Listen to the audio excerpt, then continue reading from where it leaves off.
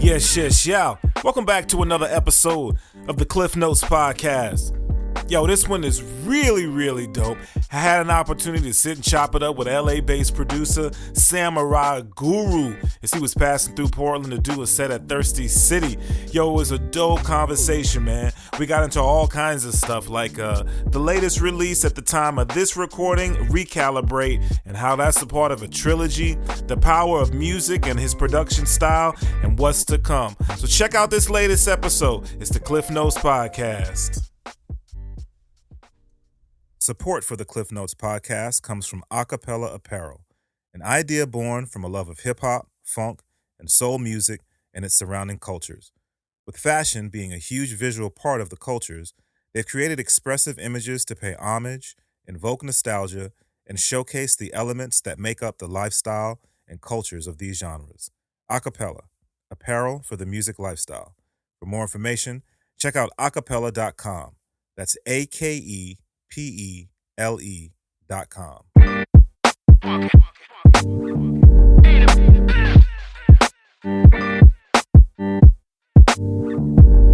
It's your guy DJ Klyph, man. We back with another episode of the Klyph Notes podcast. And you know we everywhere, man. Everywhere you listen to your podcast. And this one's kind of dope, and I feel like real privileged to have this cat in here because he is lit. Like he did sound check and then came to rock with me for a minute, and then he about to go and blast this set. Shout out to my folk over at Thirsty City. But before I get, too wordy, bro, let them know who you are. Name's Samurai Guru, coming out of LA, California. Just here to have a good time. I love Portland, man. This is a good place to be, man. Got some real good vibes. All the Victorian houses out here and stuff. It's crazy. No doubt. Man, bro, is this your first time up here? Yeah, ever, man. Ever. I don't know how I never came up here being in California my whole life. Yeah. I don't know why. I can't even tell you, man. You here now, man. You definitely you gonna catch the bug for real. Exactly. Man, just a couple things I want to touch on. So, like I mentioned, you literally getting ready to go do the joint over at Thirsty City. Yeah. And I gotta say it again on record, man. Shout out to my guy Slim for exposing the Portland scene to more and more cats, bro. Shout out to Slim Jeff. Yes. Man, you're up here like to do the set, but I want to spend some time talking about the latest project that you released, Recalibrate. Yeah. Dope project, and as I started looking into it and doing more research, one of the things that's cool is the stories behind the project. But can you let folk know the title Recalibrate and then sort of why Recalibrate and the story behind the project itself? Mm-hmm. Yeah.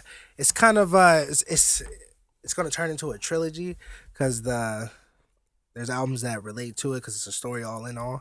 But for Recalibrate specifically, it was just about a time in my life where stuff was kind of getting hard. I got 2 daughters and stuff, so I had to get a foundation before I could really pursue, the musical career, man. You can't just be at the parents' house, man. That's for real. Yeah. So, I had to take some time away. I took like an 8-month hiatus just to try to, get myself together, and I was able to. So, once I got that down, it was able to let me express myself and be able to, come out and do things like coming to Portland and, not having to worry about every little thing once you get back to the house and everything. Yeah. Man. But during that process as well, I lost 2 friends. One of my friends, Naya Santos, rest in peace. She lost her life to breast cancer last year. Wow. So, went to middle school with her. She was the homie, knew the whole family. And then I lost another homie named Joel. He actually overdosed on heroin. So, it's crazy out there, man. Yeah. A lot of people don't know how to come back to, to find focus. Sometimes they get caught up in so many things going on in life that it could just take over you, and things like that can come, sad, and it messed with me for a minute, and it made me realize the importance of life even more, just because seeing someone in my age bracket that I grew up with, it's different than seeing, my grandpa, I love him to death, but, he lived his full life and everything. I lost him as well, but I was able to close that out well. But losing someone at an early age like that you knew, it was like kind of messed with me. So a lot of that came into it, and just trying to grow as a man in general. I just turned 27. Word. So, I'm getting up there now. Stop it. You know what I'm saying? Stop you know what I mean? I'm right there with you. Come on, bro. You know what I'm saying? Yeah, I'm just trying to, do it right, because I don't want to just lose focus of self, just in the pursuit of, just the musical career. Like, because it's bigger than all of that as well at the same time. Right, right. So yeah, that's really what that album is about. That actually relates with my previous album before that called Metosphere, the Atmosphere of Melodies. I put that out with Cold Busted. It was about, during that time I went through a real situation with my girl at the time. Yes. You know, and I got caught up doing some stuff, and you know, when you got kids involved, as a man, you're like, can't lose the fam. Right, right. You know, so I had to get things together with that, and that album was more expressive with that, me having to figure out what my flaws were, and then tying into Recalibrate. That's when I took that hiatus after that last album, and Recalibrate came out. And I got another project coming up in a couple months here called Flora, which is about the growth, you know, like a flower, and me blossoming again as a person. So it's a whole storyline behind it. Crazy, yo. Yeah. Crazy. Chopping to my guy Samurai Guru. Yo, and it's interesting, man, because obviously your art is therapeutic for yourself, but you're using it to potentially impact other people when they get an opportunity to hear the story behind the music, which is really deep. Yeah, you know, I don't want to just put, you know, beats on there, you know. It's got to have some type of message behind it, and not to be cliche at the same time, you know, I'm the conscious producer, you know, or, you know, whatever, conscious MC, like, you know, some people are. It's, some people can give you just a little bit more than just the message, and I want you to feel something. So when you leave and you hear it, you take something away with it that you can grow with, you know. It's crazy, B. It's interesting that you phrase it that way for a couple of reasons. So, I think in part as an old head, but then also as a curator of music, I do see, I have an affinity towards lyricism, conscious hip hop. I mean, that's really just for me personally, that's really valuable. Exactly. And I've been on the planet long enough, especially messing with the genre that we call hip hop, that I've seen the evolution of the art form. Yeah. And I remember when it was rap, you know, and then you began to get these what I label as subgenres. Exactly. And I struggle with that. Yeah. You know what I'm saying? I struggle with, like, should we call them subgenres? Should we separate it out? Make it its own thing? Yeah. I see what you're saying. I know where you're coming from. But I was checking out some of your stuff, man. And it was interesting. You retweeted this tweet from Daddy Kev. I gotta read it. It says, "I love beats, and it doesn't matter if you call it lo-fi, instrumental, hip-hop, beat scene, acid jazz, dubstep, etc. Genres are a facet of marketing. I've never met a real artist who makes music with a box in mind." Exactly. Is that how you see is that how you see yourself as an artist? Yeah, I see myself. I don't necessarily tie myself into lo-fi or just hip hop in general. To be honest, growing up, I didn't really listen to hip hop like that until like high school. Yeah. I kind of came up more on like classic rock, you know, VH1 classics on, you know, Jumpstart, you know, on VH1. Yeah. And, you know, back then we had like the SanDisk little MP3 players. You didn't have Apple Music or nothing, so you had to go on LimeWire, and that was just the stuff I was into, you know. And as I grew up and, you know, playing football in high school, my boy Yele over here. What up? You know, man, we just kind of got more different experiences and around other people and stuff. And, you know, I caught an ear for it, and I love it, and I respect hip hop to the most. And I know that I've taken influences from it, but I've also taken influences from classical rock, jazz, you know what I'm saying, other experimental, like elevator music. I love elevator music. So I know my beats aren't necessarily boom bap or trap or anything like that. So I just call it a vibe, to be honest with you. You know? So whatever I'm feeling at that time, if it's going to be something real slow and mellow or something hard that's aggressive, it's going to still have an SG taste to it, you know, because I got to do what I have to do to be me at the end of the day, you know. No doubt. Because if you're trying to sound like somebody else, or you're trying to appeal to people just because that's a trend at the time, you just never going to last, you know what I'm saying? Because trends change, you know. Absolutely. So as an artist now who's put out a couple of projects, do you feel like you have a sound? Do you feel like when you're making a project, I have to let people hear it and know that it's me? Is that something that's important to you, or is it I'm a creative and I'm gonna make music?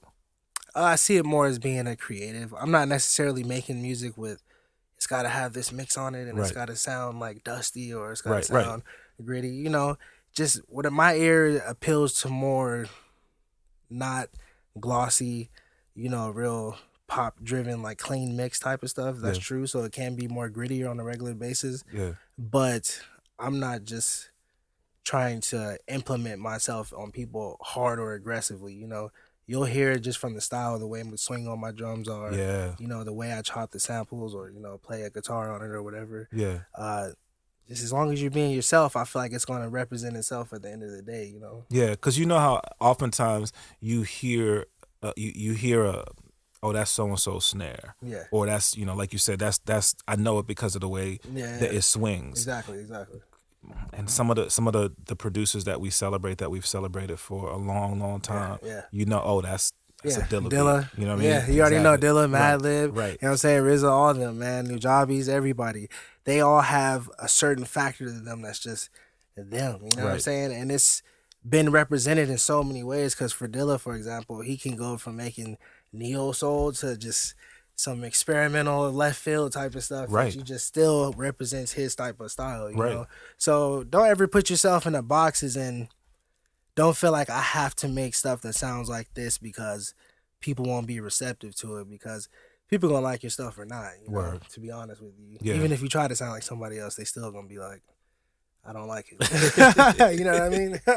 Okay, I have to ask a question, but I want to. I don't want you to give nothing away. Yeah. If it's not something, like if it's something that you just want people to kind of feel in terms of the projects, right? Okay. You talked about this is a part of a trilogy, right? Mm-hmm. Let me just say this off top, B. My favorite joint, like the joint that goes on repeat for me from Recalibrate, Misty. I know I'm changing the subject, but Misty, bro, you gotta talk to me about Misty, man. That joint is so That's smooth. the last track, man. Misty, I played the guitar on that one, so there's no samples on that or anything. Oh, word. It was just me being in like a, how can I put it? Not in like a, oh, you know, I just, you know, smoked a joint or something. I'm in a hazy mindset. It was more about just life right now feels like a haze, like I'm not necessarily happy or sad. You know, it's just I'm trying to still get to a certain point, but I know I've reached another chapter in my life. You know what I mean? So it's kind of just throughout the album, you feel tensions and buildups and then like downs in the album. But this one is kind of just like a release, like you taking a deep breath. Just, you know what I'm saying? Like that mist coming across your face. It's just like, oh, that was relaxing right there. You know, it just calms you down. And going into the next project, you'll see like what else comes from that. No doubt. Man. No I'm glad doubt. you like Misty, man. Misty, a lot of people don't know about that. That's my joint, B. That's my joint for real. So y'all definitely need to check for that one. Yeah, man. Talk to me about For My Dog. For My Dog, that was from my boy Joel that I lost that I told you about, man. You know, so that one, it was just me kind of, you know, doing what I can do to just kind of, you know, show love. And also for my homegirl Naya as well, you know, because, you know, in the intro, you know, you got Boys in the Hood right there, you know, and he's saying you still got a brother left, you know, as in, you know, we all lose people. Yeah. And sometimes you can feel alone even if you got people around you. You know, if you lose the people closest to you. So you got to remember, like, you know, even in those dark times, there are still some people around you that really care about you, but you might not realize, like, you know, that they do because you've been so consumed in the grieving of what's going on. You know what I'm saying? So For My Dog, it's just me releasing that emotion, and that's why it's kind of in your face. And, you know, I didn't want to make the cliche, you know, rest in peace type of track or whatever. I'm like, man, I'm gonna send you out on a real note. You know what I'm saying? You know, for real, man. That's what's up. That's what's up. You mentioned it in that song. There's a sample from Boys in the Hood, and we get to hear Ice Cube, his character speaking to Cuba's character. That's not the first time you sample Cube. Yeah, I know I haven't. Hey, I know, man. Go ahead. So I'm just, you know, I just noticed that's not the first time you sample Cube. Yeah, man. Ice Cube was a big inspiration, man. I mess with him, dude. Like his whole way that he's moved, you know, since coming from, you know, NWA and to where he is now, to come from, you know, gangster rap and being, you know, basically just ridiculed against on multiple levels. To being in Are We There Yet? Yeah. It's like you flipped a whole 180 and made something out of what people thought was nothing or negative. You know? Right. So, you know, and also I like his movies. You know? It's just as simple as that. Really, if you want to keep it as simple as ever, that's what it is. Yeah. Man, you know. Well, it's cool that you talk about being influenced by another artist who has grown his career, has you know, when you think about a lot of cats who've done who started off in music, their careers have a shorter lifespan, and he's expanded beyond music, beyond film, beyond television. I mean, the dude, like, you know, the big three. He's trying to buy a network right now. Exactly. You know what I'm saying? That's now we talking. You know, now you're gonna get me on the, you know, the pro black side. You know, I gotta represent, but you know, that's something for our community to grow with. You know, like, don't just make music just to be like, I want to have a #1 hit and then I want to blow up and make money and just get away and whatever, you know. Like, you know, rest in peace to Nip. You got to come back into the community and try to create things for, you know, your people to thrive, you know. And I love everybody, you know, but I'm black and, you know, I love my people as well. You know what I'm saying? And that's why, you know, my name is Samurai Guru as an artist, but if you look into history, some of the original samurais was black. So Word. Yeah, you know, it's not just because, you know, Yeah. I love anime too, you know, but I did my research. I'm not just saying it for no reason. That's what's up, man. Yeah. It's interesting to hear you talk about that, because when we get an opportunity to read your thoughts, things related to your music, things you seem to be a very introspective person. But again, I celebrate people who use their platforms for positivity. Yeah, man. And I know that there's a lot that can be said for, you know, I got to represent this, that, and the third. But at the end of the day, life is bigger than all of these things that we do. It is, man. You know, like Michael Jackson, when he left, he had Neverland Ranch, all this other stuff, still here. Right. You know what I'm saying? Right. And, you know, you look at people like the dude from Flubber. What was his name? I forgot it. He was in he committed suicide. I forgot his name. Danny. You know what I'm talking about? The dude from Robin Williams. Oh, word. Yeah, word. You know, for a dude to have that much success, you know what I'm saying, and to be at that level, or the lead singer from Linkin Park, you know what I'm saying. That's a lot of people, man. Like, that you can get to that point, you know, where the money and stuff don't really account for anything. You know, if your personal life isn't together, you know, you're gonna feel a certain way, and that's why I did that recalibration phase, because, you know, I can't be out here, you know, doing my music grind and being on it, but, you know, me and the kids are still over at the parents' house. Right. You gotta be prioritized as a man in general. You know, you gotta make sure the home is taken care of before no anything, doubt. You know what I'm saying? No doubt. Yeah. That's what's up, man. Shout out to my guy Samurai Guru. Yes, this album released on Alpa Pup. Yeah. Bro, that's kind of tight, yo. Yeah, man, I love Alpa when you Pup, look at that, you know, you look at that roster, like, okay. Yeah, man, Daddy Kev, Captain Jake over there, man, the whole family, like, they really support, man, and I've been, you know, it wasn't like I just sent them something and they just were like, yeah, we messed with it, let's put it out. You know, it was some years into trying to get in with them. Like, a funny story is, I actually told Jake this the other day. We, there was a Low End Theory festival that they had over there at the, someplace down in LA. And, you know, it was a beat invitational, and I was like, man, you know, I'm just submitting my stuff, but you had to buy a ticket to be able to submit your stuff. You know, I was broke at the time. So I was just like, you know, I'm gonna submit something. I'm probably never gonna get selected. There's thousands of producers sending their stuff. And a small label I worked with over in Greece called Nakubi Tapes at the time hit me up one day like, hey, you know, you're on the semi-finalist list for the Low End Theory Beat Invitational, right? The festival. I was like, nah, you lying, bro. I go check Twitter, and Daddy Cabot posted me up on the top 10. I was like, oh, damn, okay.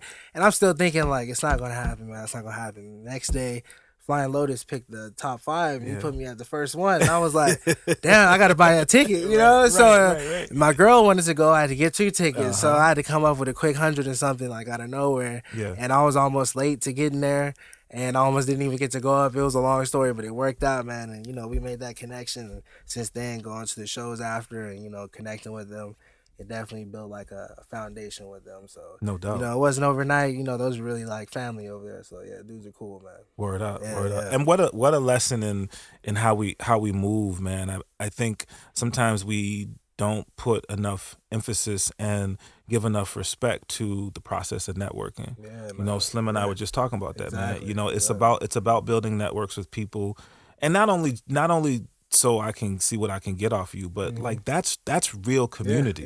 You know, being able to reach out to somebody, whether you're in need or just to say what's up, is huge. And then look at what can come from those situations. You never know who you're talking to. Man. Yeah, you know what I'm saying, and not just to say, oh, you know, somebody might do something for you or nothing. It's just that you never know who you're talking to is, and they might just need you to say, hey, man, you know, it's going to be all right. Right. You know, or that person might be able to help you out. You just never know, as in if you're feeling down, they might be able to tell you, you know, some advice or something to get you going again. And you just gotta always respect people and give them what you want from them. Right. You know, real respect, real, man. No doubt. You know No what I doubt, mean? man. Facts. Is that this dude here just dropping knowledge bombs on your head? And you know, I'm like I'm a 57-year-old and a 27-year-old body. You know what I'm saying? As you've achieved a certain level of success thus far, has there been anything that's changed the way you move when you consider your career? What you had planned, and you know what's different now? Do you see things any differently now, career-wise? I mean, you've talked about how personal life has impacted your career, but what about the reverse? What about the success that you've had thus far and its impact on your what you move? To be honest, man, I never thought I'd be in this position in my life, man. Yeah. I'll be real with you. Like, I was making beats on a laptop in the living room one day, you know, back in the day, just trying to figure it out, man. Years and years trying to figure it out. And then after about 3 years or so, decided to put out a beat tape, man, and just kept going with it.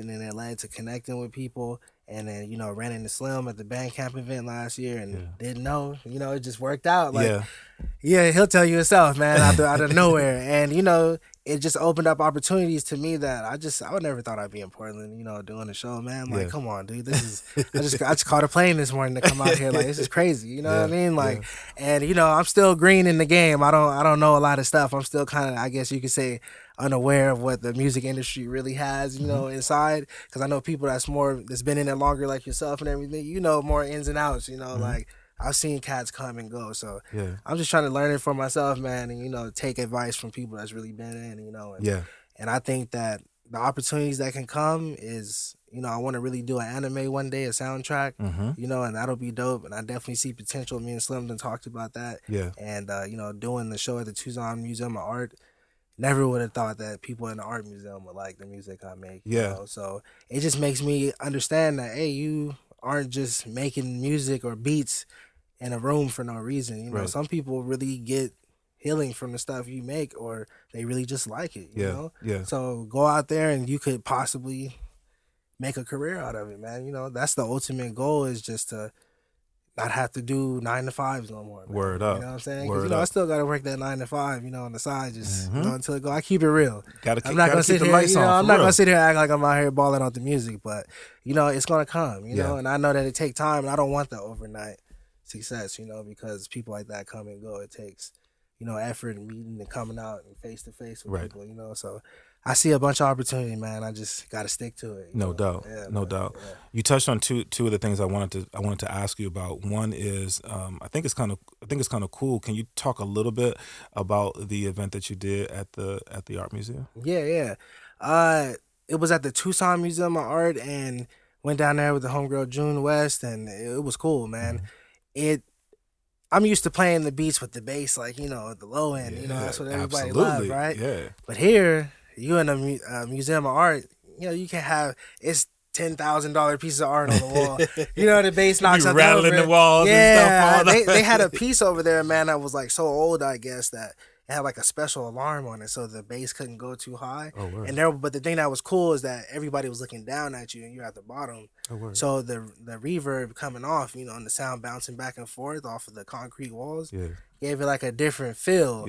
So, you know, went in there and did the sound check, and the vibe was crazy, man. Like, the people in Tucson are super dope. Shout out to Tucson, because it opened me up to being around other types of artists, you know what I'm saying? Like, people that don't just do music, you know what I'm saying, or in the music industry. Like, these are people that are in a whole nother creative, and it all blends at the same time, you know? Like, I'm starting to see the bigger picture that everything is kind of incorporated with each other at the end of the day, you know?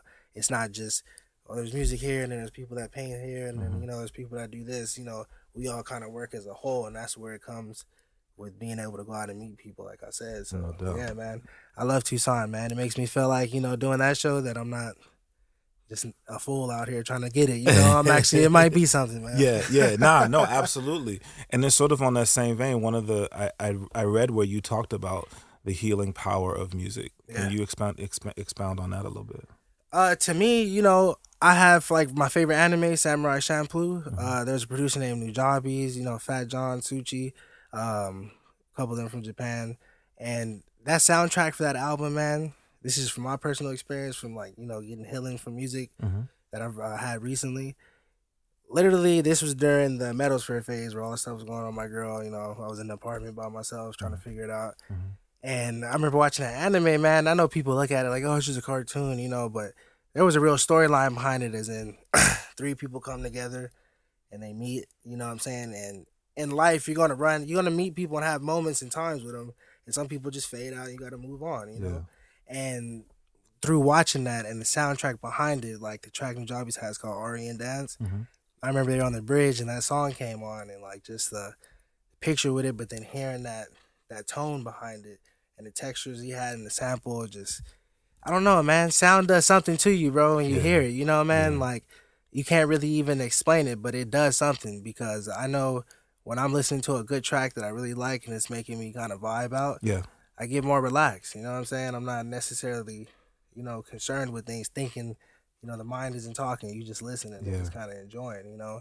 So, you know, music does a lot of things. It could do bad too, you know? You can listen to some music that can mess you up, you know? So, you gotta pick and choose, man, you know what I mean? That's what's up. Yeah, man. And so to have that conversation and then to think about what you do, what you present, the art that you share with us is, to me, even more powerful, because then when we think of, you know, the fact that you can put out a project like Recalibrate or the previous projects or the upcoming projects, there's so much behind it, and people can, when people listen to it, it's one thing. Like for me, it's cool to have, like, I've been listening to it over the last several days, man, and it's cool to have on, and it's so cliche-ish now when we say, oh, the vibe, but it truly does have a real cool vibe to it. That's what that album is for too. It's not just for me to recalibrate, it's for other people, you know. It's funny to say, everybody's recalibration is different. You know, mine was 8 months, or it might be a couple of days, you know, whatever, you know, but we all have to step back and look at ourselves from a perspective, you know. If you notice the covers on Metalsphere, it's of a couple on a planet that's looking up into the space, right? It's got the same colors from the sphere on Recalibrate. So Recalibrate, this time I'm stepping out and I'm looking at it from an outside perspective, figuring out what I need to do. So, you know, it all kind of correlates. It's crazy, you know what I mean? yo. Yeah, man. Crazy. Yeah. Speaking of that, in terms of the artwork, who did the artwork for the album cover? For the one Metalsphere, Derek from Cold Busted, the label owner, did that. Word. And for this last one, Jake, the A&R from Alpa Pup, he made this one. Okay, so, word. Yeah, That's what's up, bro. That's what's up. The project Recalibrate, it's available everywhere. If people want to try to connect with you and just build with you, you know, they're hearing this and they think they want to get to know a little bit more about your moves, what's the easiest way to do that? Man, Samurai Guru on Google, it'll pop up. Samurai Guru on Facebook. Samurai Visions on Instagram, and Samurai Guru on Twitter. You know, man. That's what's up. Just hit me up. I'm always responsive, man. I'm not a hard dude to reach, so you know, I'm not one of those artists, man. No doubt. I like to ask artists this question. There's a similar answer that I get, but so on Recalibrate, the project that's been out most recently, what's your favorite joint? It varies, you know.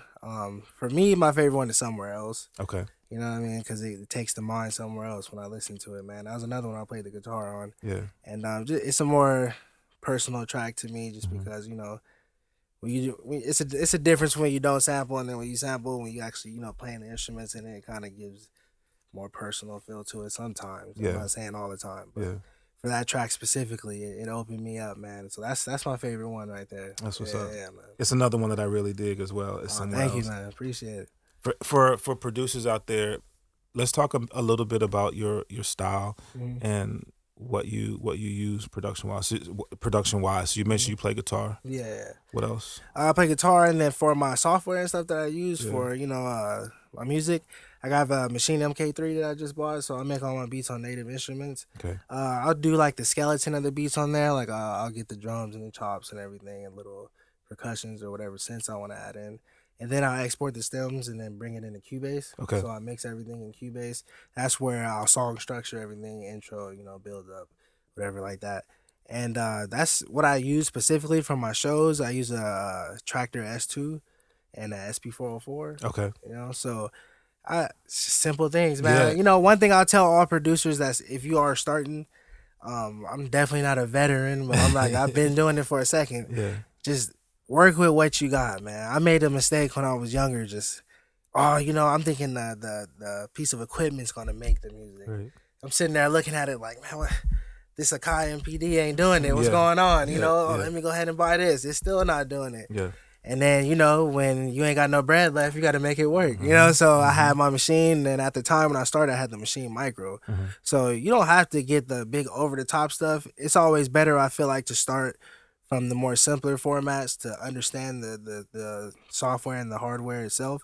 Like for Cubase, I started off with Cubase Elements like 6, and then I went up to Cubase Artist when 7.5 came out, and then I got a Cubase Pro 7.5. And I still haven't updated to like 9, I think, when it came out. But I don't think you should jump in, especially into a DAW with the full pro version, because it's overwhelming. Yeah. You know, you sitting there, you seeing a bunch of knobs and just, you don't know what's going on. You know? But with the lighter versions, it's cheaper, for one, and you get to try it out. You could do trial versions like 30 days, see if you like it, you know, so you don't have to spend all the money at first. And a tip for all producers and stuff, or anybody that does music, it's a website called zzsounds.com, and if you can't afford it, you can do payment plans on it, you know. That's how I got my machine MK3, you know what I mean? So you just got to figure out, make it work, man. You know? Knowledge bombs, man, knowledge man, bombs. Real talk, Real talk. You talked a little bit about it. I don't know how much you want to like really delve into it, but you got another project that's about to be dropping. Yes, sir. Yes, sir. Yes, sir. What can you or what would you like to share with folk about this next one? So this next one is gonna be called Flora. We're looking to put it out like end of July, early August. Okay.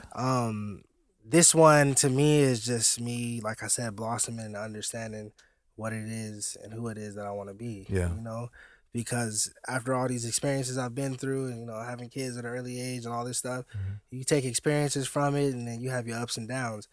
Right now, I'm not necessarily, you know, on top of the world, but I'm in a position where I could be like, okay, I see where I've improved in life, you know?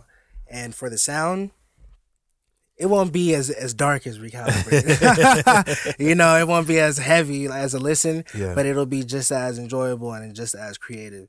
And you'll hear it. You'll feel the growth feeling from the difference between Recalibrate and this project. Like, oh, okay, it's not just, oh, the sounds are better and the beats are so much better. Yeah, they're going to be better because, you know, you've just been working longer at it. Yeah. But you're going to feel a sense of, like, that cliche vibe, you know, coming in like, oh, man, this album makes me just kind of decompress a little bit, you know. And it's going to have some hitters on there. You know, you got to have one or two that just, you know, rock the club sometimes. No doubt. No doubt. That's what's up, man. I'm going to be previewing some of the tracks tonight at the White Owl Social Club. Yeah. That show after this, so I'm gonna play a couple of them over there. That's what's up, man. You know, see how it is. By the time this drops, obviously the show will have happened. But again, I want to shout out the folk over at Thirsty City for putting on such amazing shows and bringing in such talent like yourself, man. Thank you, man. It's a free event. It's going down over at the White Owl. So continue to stay on the look for the stuff that they do.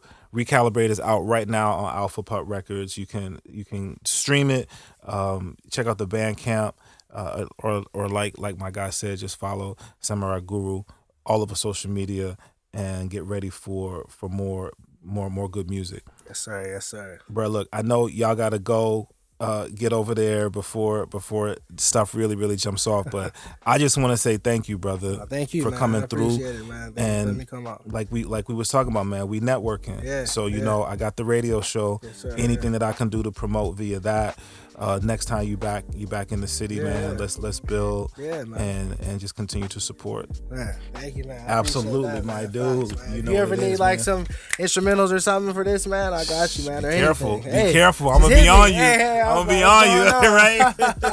Nah, it's all love, man. That's what's up, man. For sure. Samurai Guru, man. Check him out. Check out the project Recalibrate. Get ready for the new one, Flora. It'll be dropping a little bit later this year. All right, y'all. That's it. Another quick hitter, Klyph Notes podcast. Again, it's available everywhere you check out your podcasts. I got to give a couple quick shout outs. Big ups to X-Ray FM for their constant support of what we do here and allowing us to host the Klyph Notes podcast here. Shout out to my folk Acapella Apparel for their continued support of the Klyph Notes podcast. Check them out, Acapella Apparel, AKEPE le.com. You know they're gonna keep you fitted right as the summer months roll in. And last but definitely not least, big ups to my guy Theory Has It for creating the official theme song for the Klyph Notes podcast. Be sure to check us out at klyphnotes.com. If you got questions, comments, or if you just want to reach out, you can hit me up at klyphnotes@gmail.com. Once again, it's Klyph Notes, KLYPH notes @gmail.com. All right, y'all. So we have an opportunity to do this again. God bless. Peace.